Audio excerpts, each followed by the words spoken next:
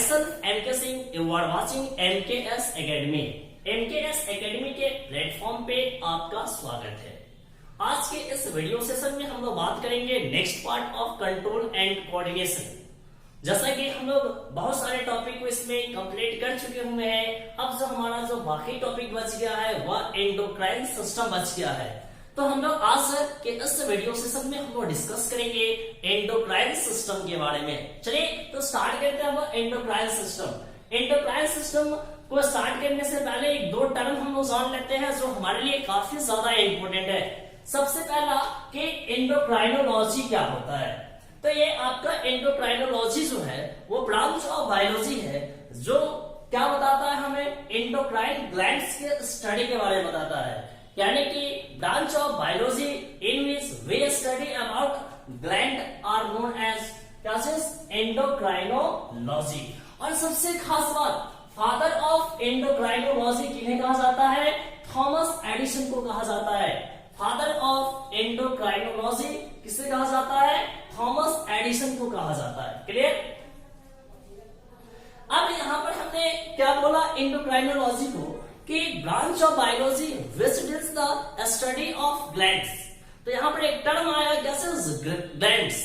तो what is glands?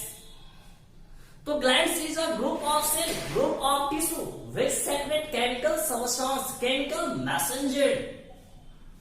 जैसे देखिए यहाँ पे लिखा गया glands group of cells which secrete chemical messenger, chemical substance which are responsible for hormonal control and coordination, जिसे हम लोग बोलते हैं एंडोक्राइन कंट्रोल एंड कोऑर्डिनेशन, जो जनरली आपका किसमें एनिमल्स में पाया जाता है, हम लोगों में भी पाया जाता है। कैसे? Endocrine control and coordination. Clear? तो उसमें सबसे ज्यादा रोल जो होगा वो हार्मोन्स का होगा, जिसका सेक्रेशन किसके द्वारा होता है? ग्लैंड्स के द्वारा होता है।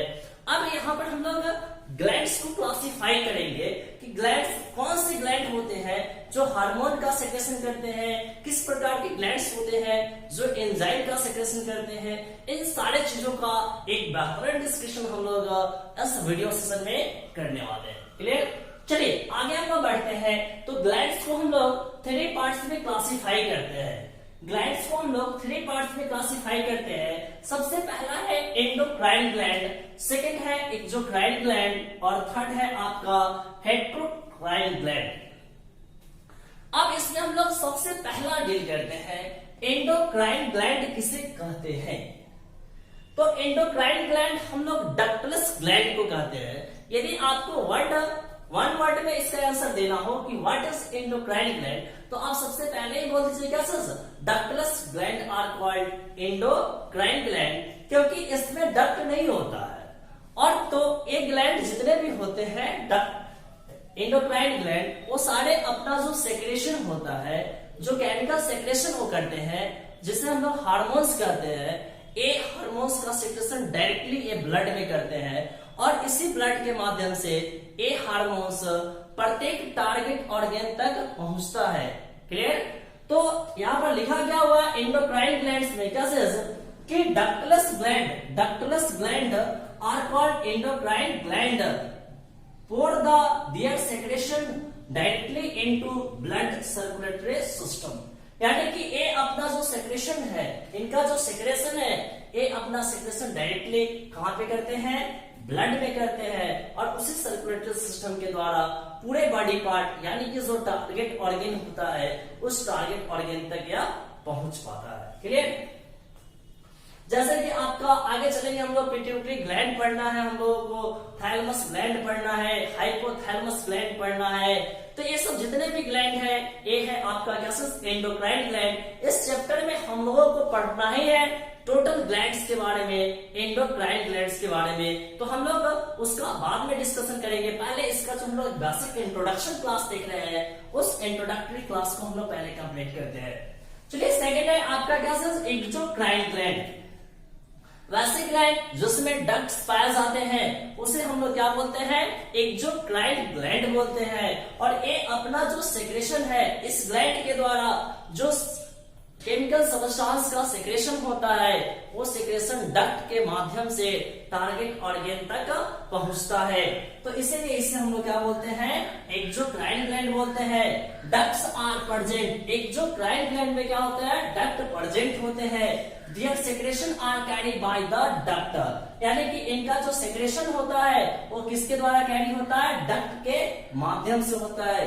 जैसे कि आपका मिल्क ग्लैंड हो गया, स्वीट ग्लैंड हो गया, गैस्ट्रिक ग्लैंड हो गया, सलाइवरी ग्लैंड हो गया, ये सब जितने भी ग्लैंड है ये सारे के सारे ग्लैंड अपने सेक्रेशन को किसी डक्ट के माध्यम से टारगेट ऑर्गेन तक पहुंचाते हैं। क्लियर? तो इसको आप लोग कॉपी करें फर्स्ट।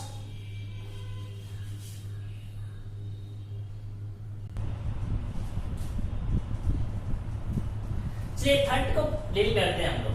फर्स्ट हम लोग डील किए कैसे, endocrine gland, second exocrine gland, third है हमारा हेटेरोक्राइन ग्लैंड।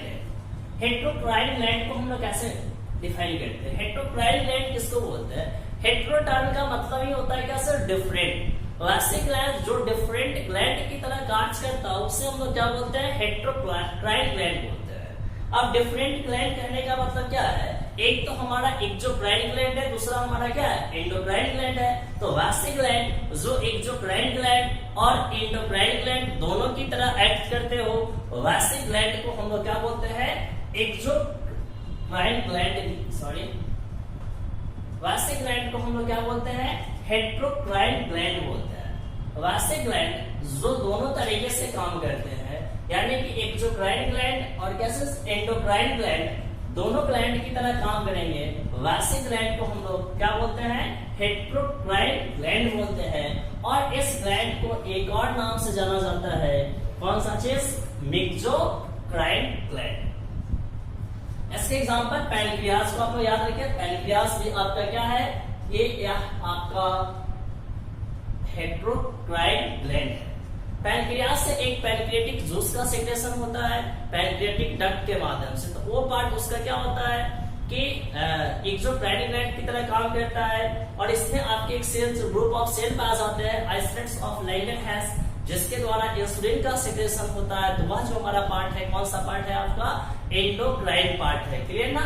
तो चलिए अब हम लोग बात करते हैं हार्मोन के बारे में। ठीक है, हार्मोन को हम लोग केमिकल मैसेंजर करते हैं। हार्मोन को हम लोग क्या बोलते हैं, केमिकल मैसेंजर बोलते हैं। ठीक है, इस टर्म को पॉइंट किए थे सबसे पहले किसने, स्टार्लिंग ने। कब किया था, 1905 में, 1905 ईस्वी में इस हार्मोन टर्म को पॉइंट किया था किसने, स्टार्लिंग ने।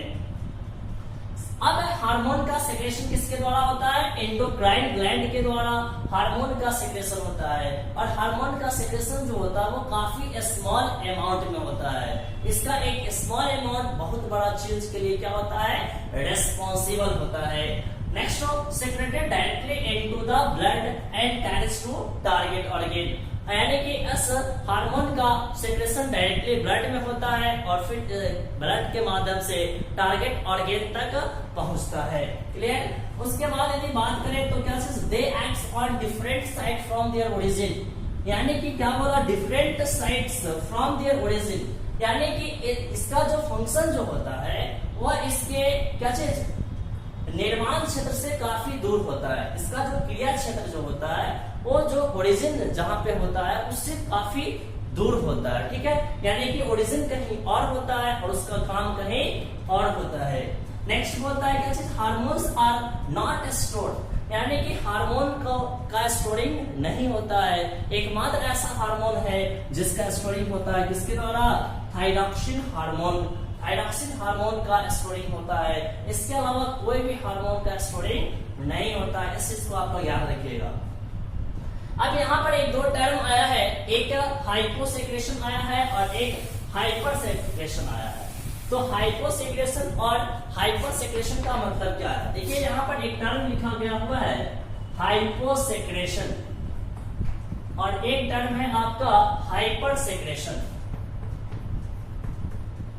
हाइपर सेक्रेशन, देखिए हाइपोसेक्रेशन का मतलब क्या है, यहां पर लिखा गया हाइपो, तो हाइपो का मतलब होता है लो, यानी कि लो सेक्रेशन को हम लोग क्या बोलेंगे, हाइपोसेक्रेशन। और हाइपर मतलब यहाँ पर क्या है, हाई है, यानी कि जब हार्मोन का अत्यधिक मात्रा में सेक्रेशन होगा, ज्यादा मात्रा में सेक्रेशन होगा तो हाइपर सेक्रेशन बोलेंगे, और जब जितना जरूरी है उससे कम मात्रा में सेक्रेशन होगा तो इसको हम लोग क्या बोलेंगे, हाइपो सेक्रेशन बोलेंगे।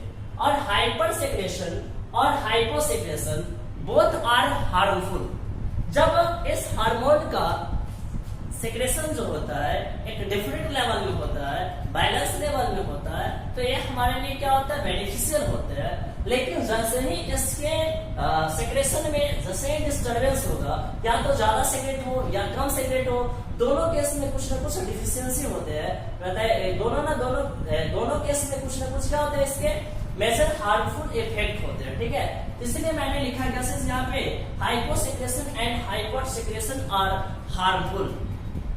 और इसमें एक और बात याद रखिएगा, इसका जो लो मॉलिक्यूलर जिसका वेट होगा उसका जो एक्शन जो होता है वो स्लो होता है, और फिर यह किसी भी एक्शन को हाईली एक्सीलरेट कर सकता है, और फिर क्या कर सकता है, उसको इनहिबिट कर सकता है। क्लियर ना? तो इसको आप लोग कॉपी करें फर्स्ट।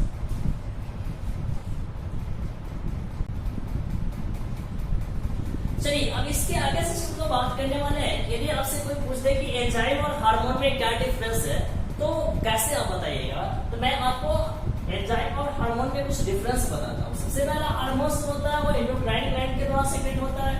ये आपका किसके द्वारा सेक्रेट होता है, एक्सोक्राइन ग्लैंड के द्वारा सेक्रेट होता है, और produce with in living cells. Clear ना? अब इसमें आपका हार्मोन्स में प्रोटीन भी हो सकता है, एमिनो एसिड हो सकता है, और एंजाइम में क्या होता है, प्रोटीन्स होते हैं। ठीक है, they acts away from the site of production. Hormones का एक कैरेक्टरिस्टिक यह है कि इसका जो फंक्शन होता है वो प्रोडक्शन साइट से अलग होता है, उससे दूर होता है, जबकि एंजाइम जो है जहां पे प्रोड्यूस हो रहा है वहां भी उसका एक्शन हो सकता है, उससे दूर भी हो सकता है। नेक्स्ट कि हार्मोन्स जो होता है उसका जो एक्शन जो होता है वो स्लो एक्शन होता है। ठीक है, जबकि एंजाइम का जो एक्शन होता है वो काफी क्विक होता है, काफी फास्ट होता है। क्लियर? अब उसके बाद बात करें तो हार्मोन्स का जो मॉलिक्यूलर वेट जो होता है वह लो होता है, जबकि एंजाइम का मॉलिक्यूलर वेट क्या होता है, हाई होता है। तो यह था आपका क्या कुछ basic difference between hormones and enzymes. तो ये हम लोग स्टैंडर्ड 8th में बात कर रहे थे, इसलिए इतना से हम लोग काम चल जाएगा हम लोगों का। ठीक है, तो इस वीडियो का एंजॉय करें और फिर इसका आप नोट्स तैयार कर ले। ठीक है, और यदि आज का यह वीडियो आपको अच्छा लगा हो तो आप हमारे चैनल को लाइक कर दें, सब्सक्राइब कर दें और कमेंट्स करके जरूर बताएं, और फिर अपने दोस्तों के साथ शेयर करें। Thanks to watching my video and always keep it on. Thanks.